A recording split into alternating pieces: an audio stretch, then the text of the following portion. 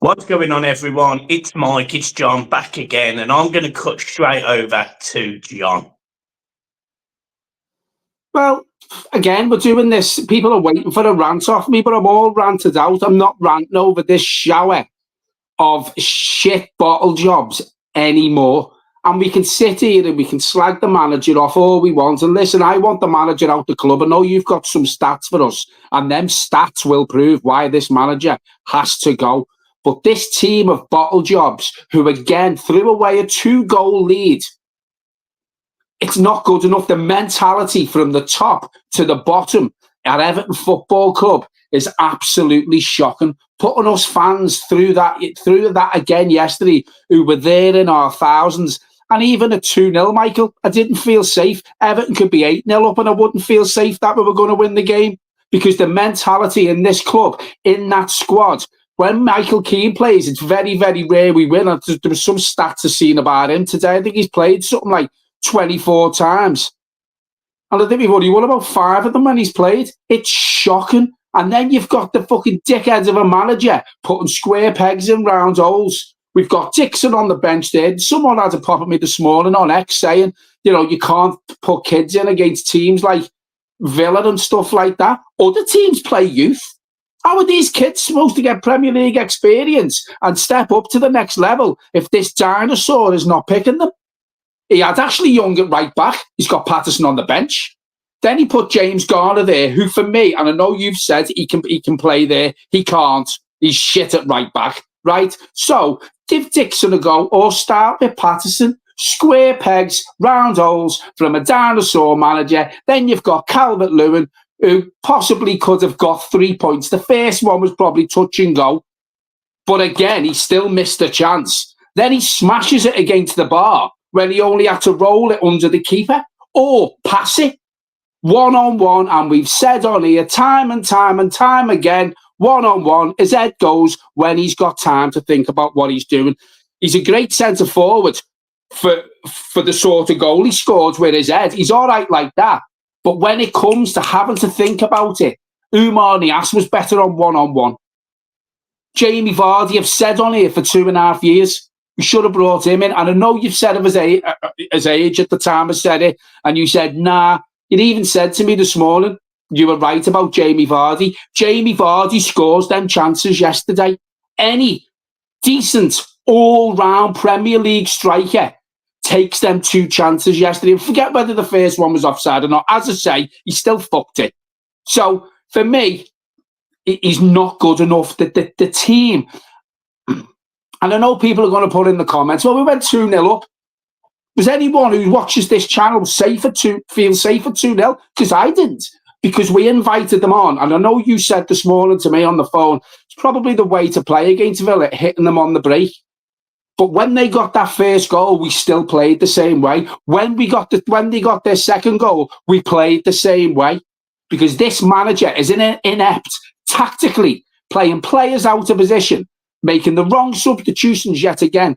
He's sticking with Keane. He's sticking with Tarkowski, and we've conceded 13 goals in 4 games, and we've got 0 points on the board. So don't come at me, anyone in the comments saying, well, we've only got 1 point less than, we had 1 point after 4 games last season. The problem we've got is the teams around us have strengthened, and Leicester are going to put up more of a fight than us, than we will under this manager.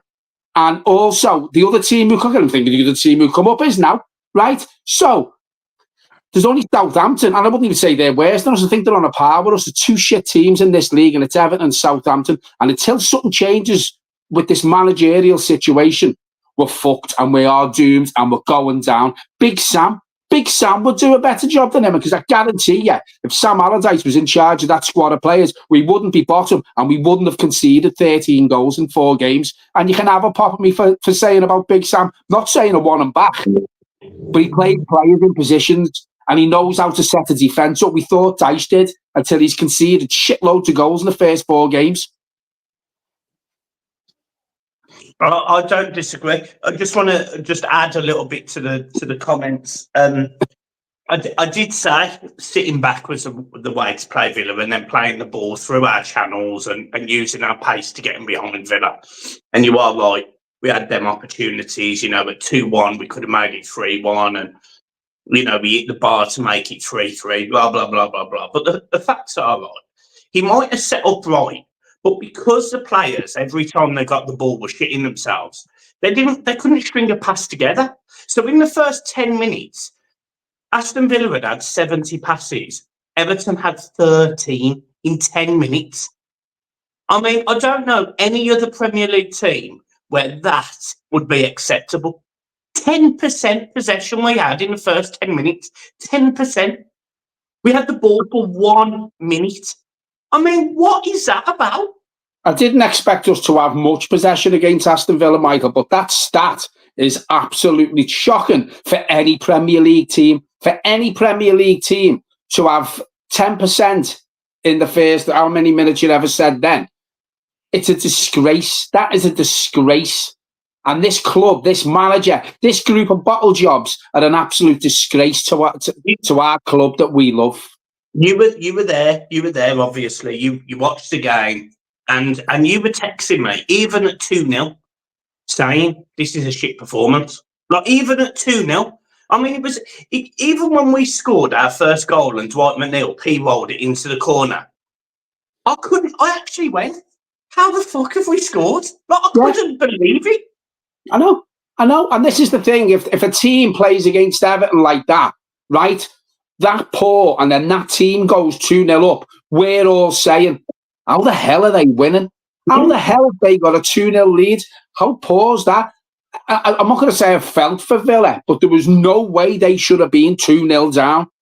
And we said it here on the match preview, and the two players who we pointed out, Ollie Watkins and Duran, are the two players who changed the game. Ollie Watkins, the third goal, not many keepers are getting that, if any, right? But the second one, where it was stood up at the back post and Ollie Watkins heads it in, it was the same sort of goals we conceded against Bournemouth the other week. So we haven't learned anything from that Bournemouth defeat. Nothing, because it come over from the wing, stood up at the back post, free header.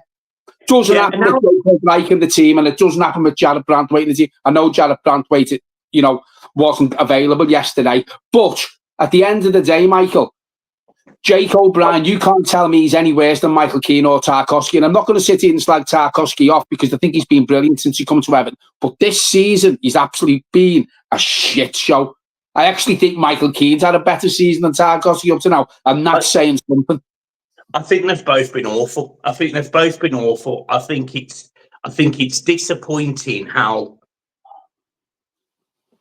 there were stats that come out yesterday about the difference between Brantwaite being in the team and Michael Keane being in the team.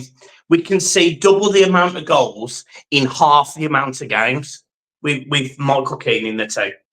I mean, it's astounding. In the last 8 games where Michael Keane has either started or played 45 minutes, we have conceded, I think it was 26 goals in 8 games. It's actually 7.5 games. Now, how can that be justifiable? And look, you're right. I'm not sitting here saying Michael Keane is 100% the problem, because I think Tarkowski's been poor, but it clearly shows you can't play the two of them together. You can't play them together. So if we can see that, and most Evertonians can see, then why is he starting? And then there's people, because I saw this as well, I saw this on Twitter, and somebody had a pop at you because you'd said about, the first 4 games, and somebody come out and said, well, we only had 1 point in 5 last season. And, he hasn't got his best player this season, which is Brantwaite. And I sat there and went, but we didn't play Brantwaite for the first 5 games last season. Yeah. Because Dyche didn't know. So it's literally no different. So what that shows to us is he's learned nothing. And that's the bit that concerns me. If this was his first blip, then I'd be like, okay, fair enough. We all learn. We all have moments. We all make mistakes. We all got to develop, blah, blah, blah, blah, blah. But he had a period between December and April where he didn't win a game of football. He had a period in August where he didn't win a game of football. I can't sit there and accept performances like that from players that can't keep the ball. They don't know how to play football. And when they do play football, They create chances. Like literally, we sat there yesterday, and there was a lovely pass. It was boom, boom, boom, boom, boom. One touch passing. Calvert-Lewin's gone, and the striker fucks it up. You sit there and you just think, what are you doing? What are they doing in training, week in, week out, from getting the ball from Jordan Pickford, from our goal to their goal? What are they doing? Because they're not defending set pieces, because it's abundantly obvious. They're not defending balls into the box, because I think we've conceded 10 goals from balls into the box in 4 games, or 11 goals. It's some stupid stat. I mean, yesterday, you're right, the first goal, pulls up to the back post. It was almost a carbon copy of the first one that Brighton scored last week, the first game of the season, back post. Not Brighton, Bournemouth. You sit there and you think, how are we making the same mistakes 2 games running? Right? The second goal, Jack Harrison actually tracks his man. He actually tracks his man, gets a boot on it, passes it straight to Ollie Watkins, makes it 2-2, and you sit there and you think, that's it. Like, that is it. That's it. Done. Finished. And then the third goal, I can almost accept that. I'm not expecting a player to rush out to a man that's 30 yards out and closing down. I'm not. I'm expecting him to make decisions about his pass. His finish was sensational. No issue with that goal. None. But the other 2 goals were completely stoppable yet again, and we didn't do it. And I just think it's pathetic. It's absolutely pathetic. The thing is, you look at this manager and he's learning nothing. He's got no tactical nous about him. But the thing is, he's got no plan B, and he doesn't know how to see games out. Now, I know you couldn't see the game out for the length of time that, we went 2-0 up. I know that. But surely he's got to have better in-game management to weather the storm that Villa were throwing on us. Because even though, Michael, we had all them players behind the ball and we were inviting them onto us, he still played the ball round us. When you've got players like John McGinn, Ollie Watkins, players like that, you can't afford to do that. No, he's the dinosaur of a manager, as I said. He hasn't won an away game this calendar year, which I've just sent you the stat. And he's won 5 in 26. You tell me what other Premier League manager gets away with stats like that. You tell me any other Premier League manager who defends the way he's defending. You tell me a fucking fan base that we've got some fans who support our club can still defend him. How? So you can have a pop. You can have a pop at me in the comments, but smell the fucking cheese. He's shit. He's a dinosaur. 5 wins in 26 games is not good enough for our football club. We've put up with enough shit for years and years in relegation dogfights, and the manager is still there, conceding 13 goals in 4 games, no points on the board, and 5 wins in 26, and there's people defending him. Get a fuck. Did you the substitution, because he did make his substitutions yesterday.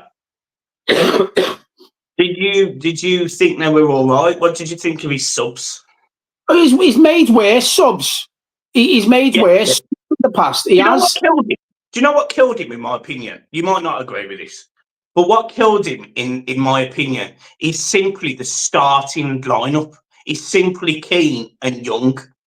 I think if he plays O'Brien and Dixon or whoever, I think we deal with them better. Frankie just pointed something out to me, and he's probably right. Tarkowski's been poor this season. We've agreed with that.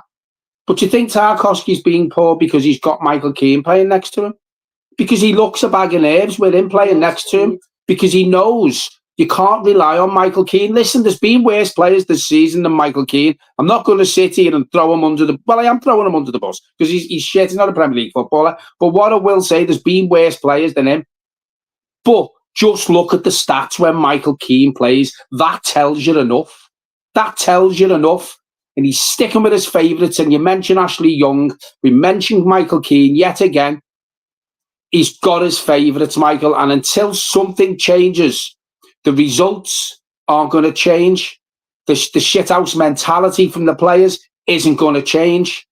They're a bunch of losers. The club as a whole, is a losing mentality club. And the sooner this takeover's done, and he comes in and he fucking sits these people down and says, right, no more shit like you put these fans through for the last couple of years. You'd either fucking pull your tripe out to the manager and the players, or you're gone. There's the door. Because I've invested a lot of money into this club. And I said in my interview the other week, I don't want Everton bouncing round 8th. I'm not saying we're going to challenge for Europe. I'm not. But I want to see a better mentality. I want to sit there in the game when we're 2-0 up, not shitting my pants, still thinking we're going to lose that game. Yeah, because it's killed us, because other teams now will look at Everton going 2-0 up and not be scared of that, not think, oh my God, they're going to get third or fourth. They're going to go there. They're going to sit there and go, we're still in the game here. So we're never going to kill off teams. Never. It's a great job. But the problem you've got, if this group of players go 2-0 up, they'll start shitting it themselves because they know they can't hold on to it. So you're going to be playing an opposition who think, well, Everton are 2-0 up, but we'll still beat them because they're going to crumble in the minute. And then you've got the Everton squad and the Everton players that are on the pitch who are 2-0 up going, fucking hell, how are we going to see this out? Because the manager hasn't got a clue how to see games out here. What are we going to do? Because I guarantee you now, when Everton go 2-0 up, 9 times out of 10, if the opposition score 1, they're going to score at least another. Yeah, I think you hit the nail on the head. I don't really have any questions. I literally don't have anything to say because I think the stats speak for themselves. And in the match reaction, I said to people yesterday, I said, look at the difference just in our kickoffs. And if people would have observed it, they would have noticed that Villa, their first kickoff, which was right at the start of the game, they passed it to each other. They didn't just pass it to the centre midfielder who twatted it long. They passed it to each other. They kept the ball. Everton kickoffs, it goes from Calvert-Lewin to one of the central midfielders into Michael Keane, and it's a long diagonal ball to Jack Harrison.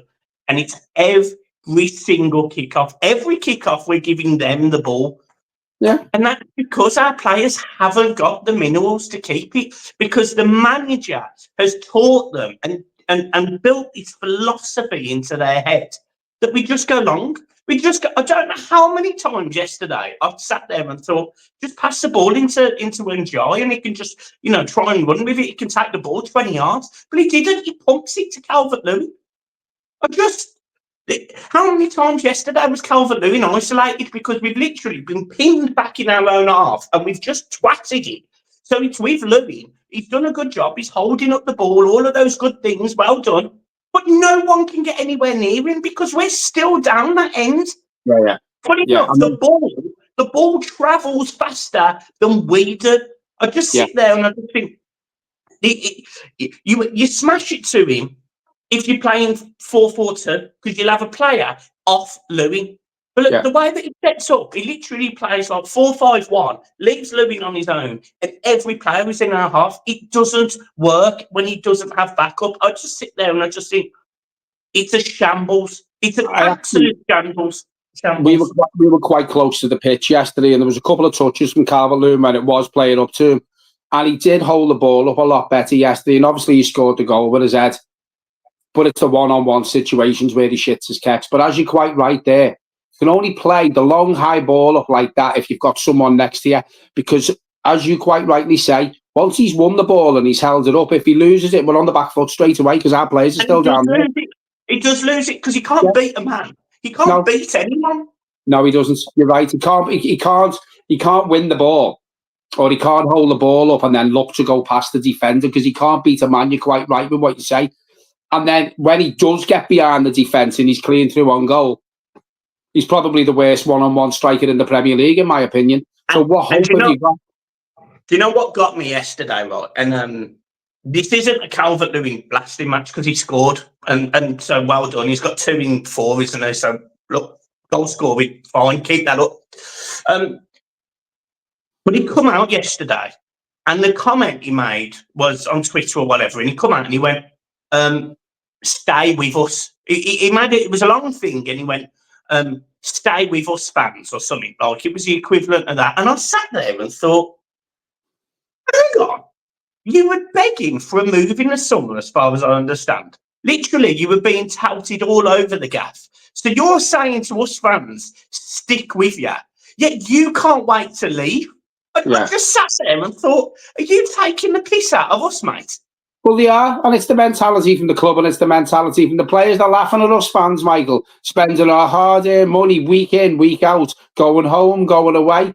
The players didn't even come right over to the fans yesterday. They didn't pass the centre circle after the game. They give us a clap from the centre circle area. The bottle jobs, mate, the bottle jobs. And I'm telling you now, they'd be quick enough if we won. They'd be quick enough if we won. They'd run over to you. Yeah, getting the plaudits, mate. Yeah, they couldn't wait to come over and have a look at the signs that the kids are on the front row with. You know, Calvert-Lewin, can I have your shirt, bloody? They can't wait to take the praise. But when they know they've bottled it yet again from being 2-0 up, they don't want to know, because they're bottle jobs. The whole team, the whole club is a fucking massive bottle job. There you go. Hit it lovely on the head there, John. I think that's enough for a debrief. I've got nothing else to add. Neither have I. Southampton Tuesday. Well, I'll tell you something now. I said before at the beginning of the video, they're the probably Everton and Southampton are the two worst teams in the league. It's going to be interesting to see what happens on Tuesday, because I think he'll bring Branthwaite in. I think he'll start O'Brien. So it'll be interesting to see how they handle Southampton, because I guarantee you, if Everton win on Tuesday and we keep a clean sheet playing Branthwaite and O'Brien, Michael Keane will be back in against Crystal Palace, against Leicester next week. Fucking guarantee you. Oh, don't say that to me. Oh, my God. But it's expected, Michael. And you'd be a fool not to think it. I know. Oh. Leicester away, mate. Oh, Jamie, if he plays Tarkowski and Keane together, Jamie Vardy will be rubbing his hands together. A fucking 38, 39-year-old striker is rubbing his hands in glee playing against Keane and Tarkowski. Then we've got Palace at home. Mate, right? Mateta will have a field day. And then we've got Newcastle, who, if they win today, can go second in the league. Fucking hell, give me a gun. Jesus Christ. Cheers for that, John. Well, I'm